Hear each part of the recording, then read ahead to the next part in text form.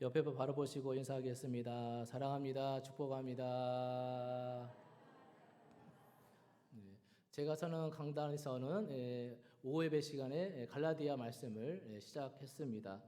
그래서 첫 시간으로 1절부터 5절을 통해서 서신서의 인사 부분을 함께 나누었었죠.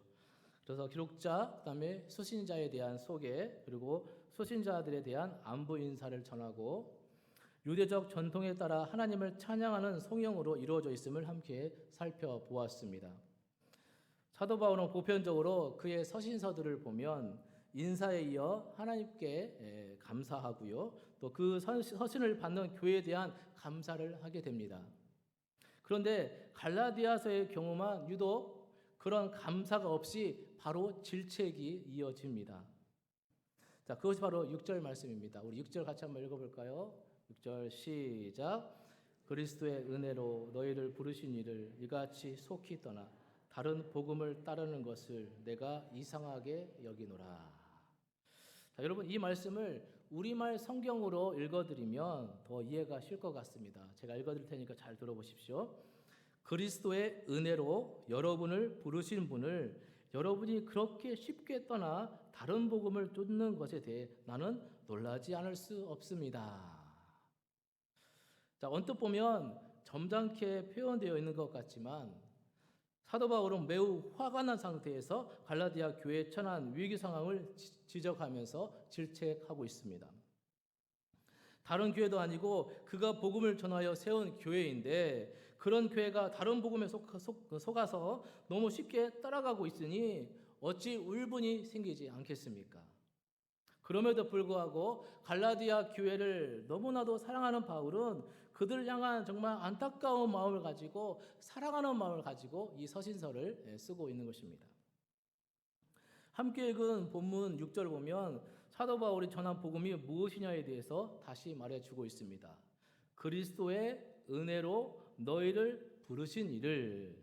이 말씀에 복음이 담겨져 있습니다. 여러분 복음은 죄인으로 죽을 수밖에 없는 우리를 그리스도의 은혜로 구원하여 주시고자 하나님께서 우리를 부르신 일입니다. 이것이 바로 복음의 핵심입니다. 오직 예수 그리스도의 십자가와 부활의 은혜로 우리가 하나님의 자녀가 되었다는 것이 복음입니다. 그리스도를 구주로 믿어 그 은혜로 우리가 죄 용서받고 구원받아 하나님의 자녀가 된 것. 이것이 바로 복음입니다. 여러분, 복음이 왜 복음입니까? 인간의 노력과 행위로는 구원을 받을 수 없는데 하나님께서 값없이 믿음으로만 구원받은 은총을 베풀어 주신 것입니다. 그래서 복음은 은혜다라고 말하는 것이죠. 값없이 주신 은혜, 이것이 바로 하나님의 선물입니다. 하나님 편에서는 당신의 사랑하는 아들을 십자가에 내어주신 엄청난 값을 치르셨지만 우리 입장에서는 아무것도 한 것이 없기에 오직 그 사실을 믿는 것밖에 없기에 값없이 주신 하나님의 은혜이며 하나님의 선물인 줄 믿습니다. 여러분 그 선물을 다 받으셨습니까? 선물을 받아 누리시길 축복합니다. 사람의 노력과 행위로는 구원을 받을 수 있다면 그것은 은혜가 아니죠. 자기 의고 자기 공로이고 자기 자랑일 뿐입니다. 죄인 인간이 그 속까지 그 뼛속까지 그 뿌리까지 죄인 인간이 부패하고 타락한 인간이 어찌 자기의 노력과 행위로 구원을 받을 수 있겠습니까? 그것은 죄인된 인간으로는 불가능한 것입니다. 오직 하나님의 은혜로만 구원받을 수 있습니다. 그 은혜는 바로 예수 그리스도의 십자가인 줄 믿습니다.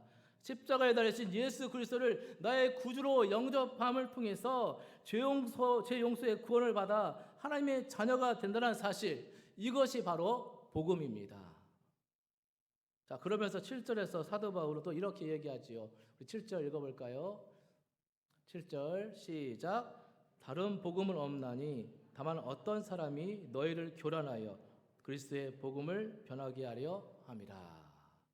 자, 이처럼 갈라디아 교인들을 교란하여 잘못된 길로 이끈 이들이 있었다는 것이죠.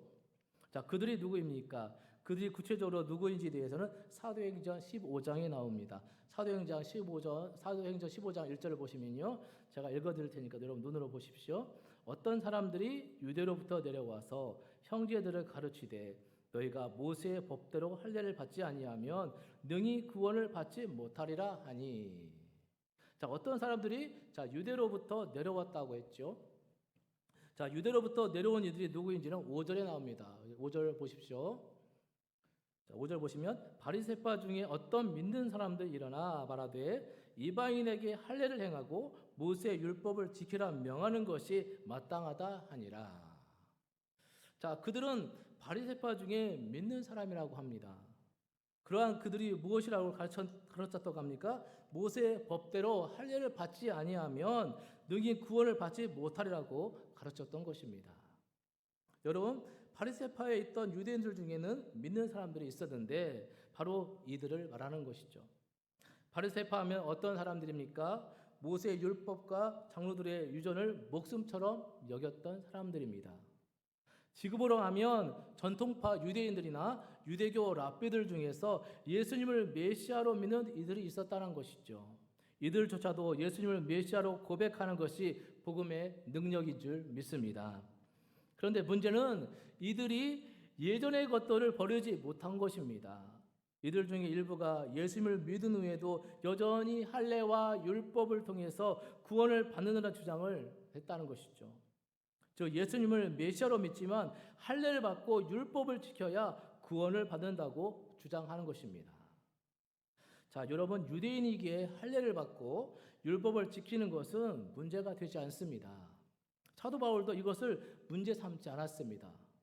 자, 문제는 그것을 관습과 전통의 차원이 아니라 구원의 관건으로, 구원의 문제로 삼았다는 것이 문제입니다. 예수 그리스도의 은혜로 죄 용서받고 구원받아 하나님의 자녀가 되었음에도 여전히 할례와 율법을 지켜야만 구원받는다고 주장하는 것은 사도 바울이 전한 것처럼 그리스도의 은혜로 너희를 부르신 이를 이같이 속히 떠나, 즉 하나님을 떠나는 것과 같은 것입니다. 하나님의 은혜보다 자신들의 전통과 조상들의 가르침을 더 중요하게 여기는 행동입니다. 그것은 하나님의 은혜를 저버리는 일과 같다는 것입니다. 사랑하는 여러분, 만나려면 제대로 잘 만나야 합니다. 그리스도의 은혜를 만나려면 사도 바울처럼 만나야 합니다. 사도 바울은 다음 내용에 자세히 말씀드리겠지만 그는 유대인 중에 유대인이었고요, 바리새인 중에 바리새인이었습니다. 그 역시 조상들로부터 받은 할례와 율법을 목숨처럼 여겼던 사람입니다. 그것으로 구원을 받는 줄 알았습니다. 그러나 사도 바울은 예수 그리스도를 만나고 나서 그분의 십자가에 나타난 하나님의 은혜를 경험한 후에 그는 더 이상 할례와 율법에 묶이지 않았습니다. 자신이 유대인이기에 유대의 관습과 전통을 존중했지만 구원을 오직 예수 그리스도를 믿음으로 받게 되는 것임을 온전히 깨닫게 되었습니다.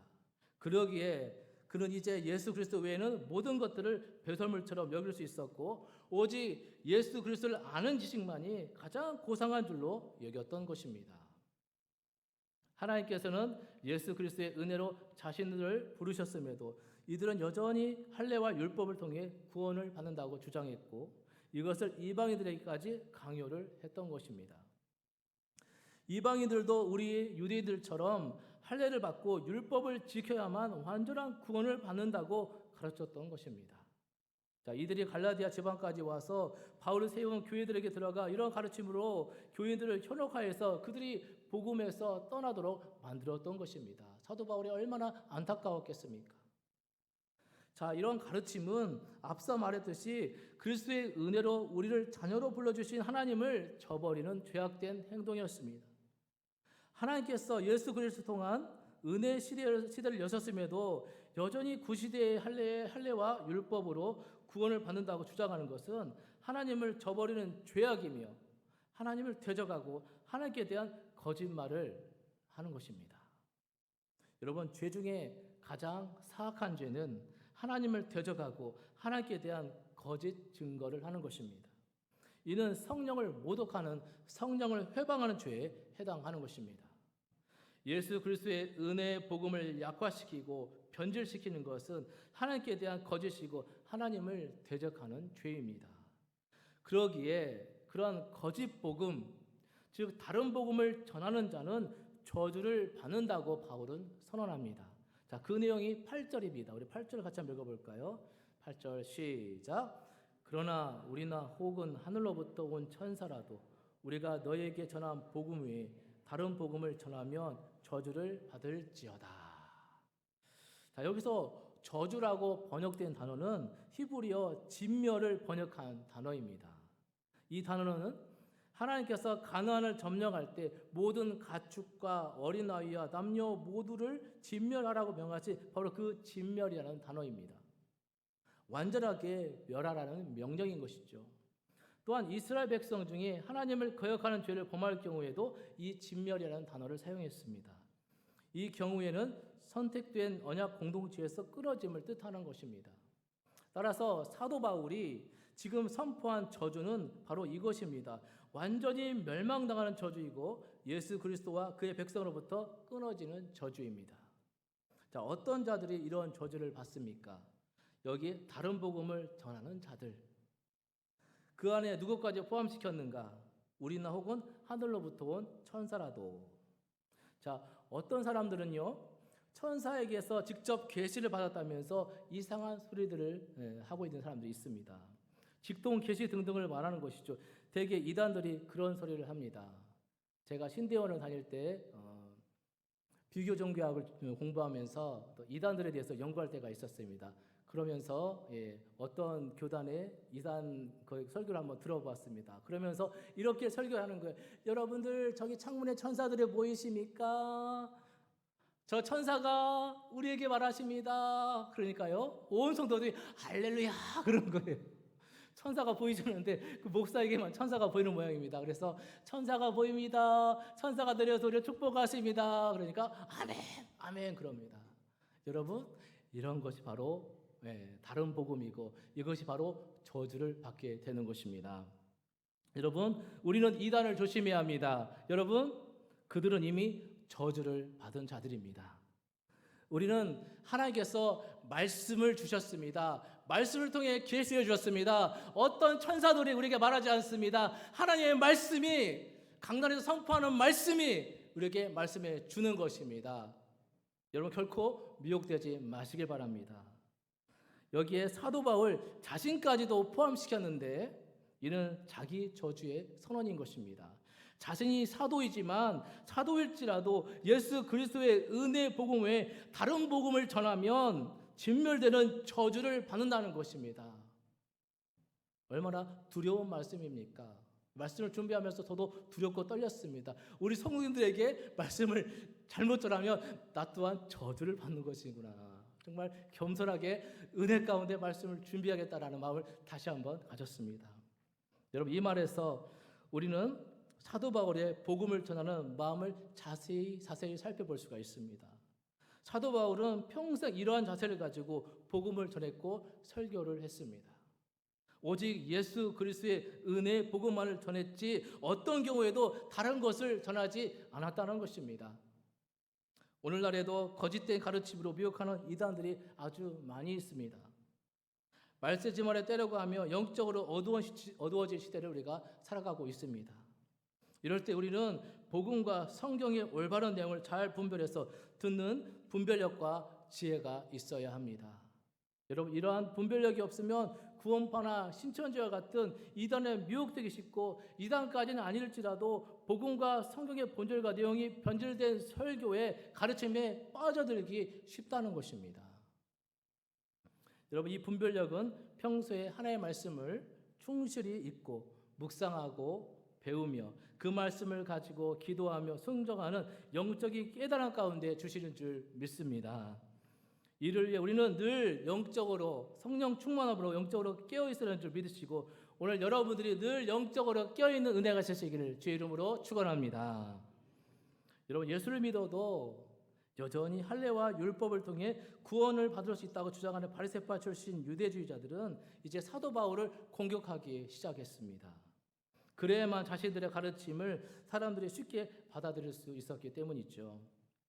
바울의 사도적 권위를 공격했을 뿐만 아니라 사도 바울이 사람들을 믿게 하려고 사람들이 좋아하는 것들을 하면 한다고 비난까지 했습니다. 자, 그것이 바로 10절 말씀입니다. 우리 10절 읽어볼까요? 10절 시작. 이제 내가 사람들에게 좋게 하랴. 하나님께 좋게 하랴. 사람들에게 기쁨을 구하랴. 내가 지금까지 사람들의 기쁨을 구하였다며 그리스도의 종이 아니니라. 자, 여러분, 사람들을 좋게 한다. 이 말은 사도 바울을 공격한 이단들의 비난이었습니다. 여러분, 사도행전 16장을 보면 디모데의 아버지는 헬라인이고 어머니는 믿는 유대인, 즉 예수님을 믿는 유대인이었습니다.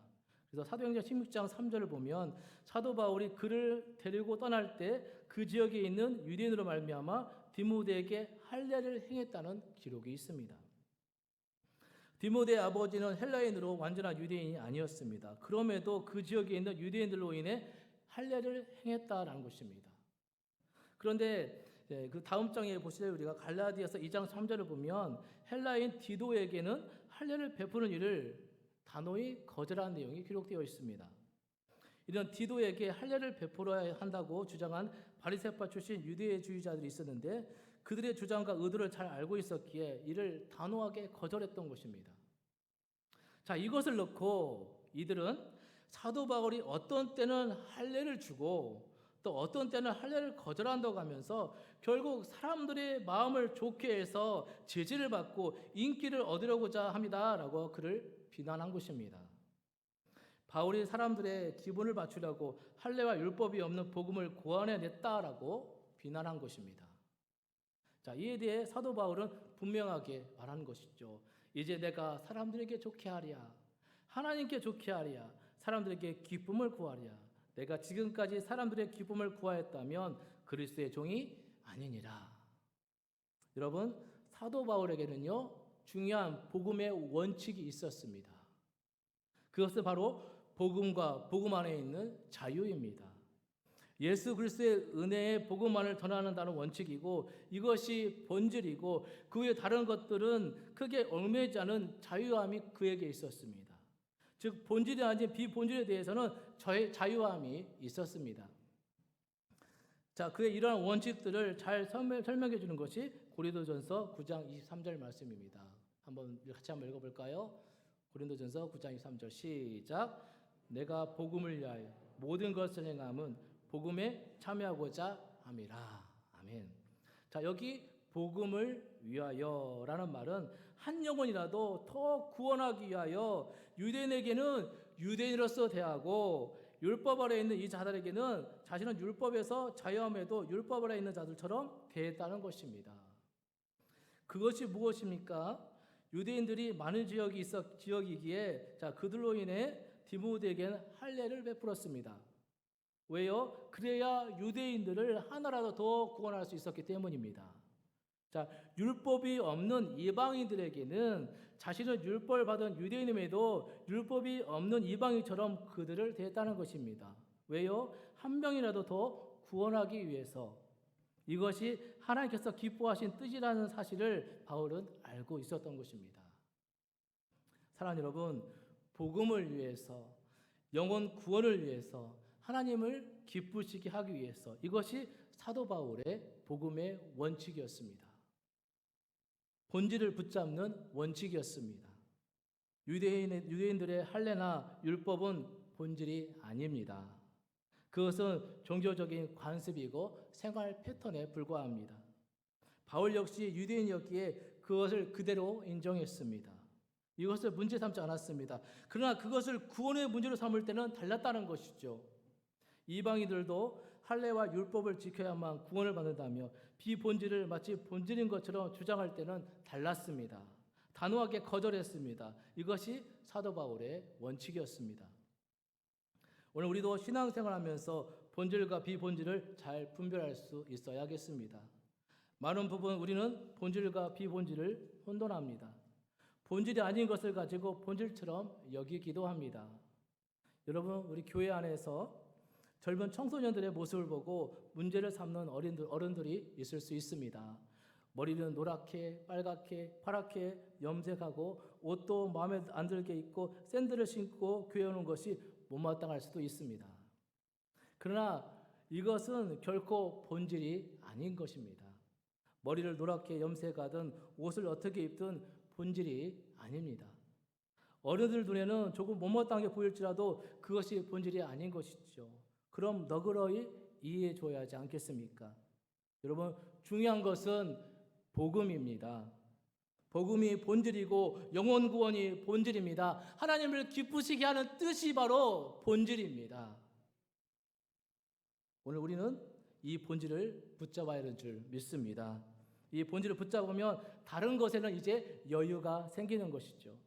그것이 바로 우리의 자유함이라는 사실 여러분 분명하게 기억하시길 바랍니다. 반대로 본질을 놓쳐버리고 비본질에 집착하게 되면 자유함을 잃어버리게 되는 것입니다. 복음이라는 본질을 놓치면 여전히 율법을 어떻게 지켜야 하느냐에 묶여 자유함을 잃어버리게 되는 것입니다. 영혼 구원이라는 본질을 놓치면 내 기준으로 상대방을 판단하고 상처를 주게 되어서 천하보다 귀한 영혼을 잃어버리게 되는 것이죠. 하나님을 기쁘시게 하는 본질을 놓쳐버리면 하나님의 뜻보다 사람을 더 기쁘게 하고 나의 욕심과 죄성이 원하는 일을 하게 되는 것입니다. 교회 봉사를 하면서도 그렇고 주의를 한다고 하면서도 정작 사람을 기쁘게 하고 나의 유익을 구하게 되고 마는 것이죠.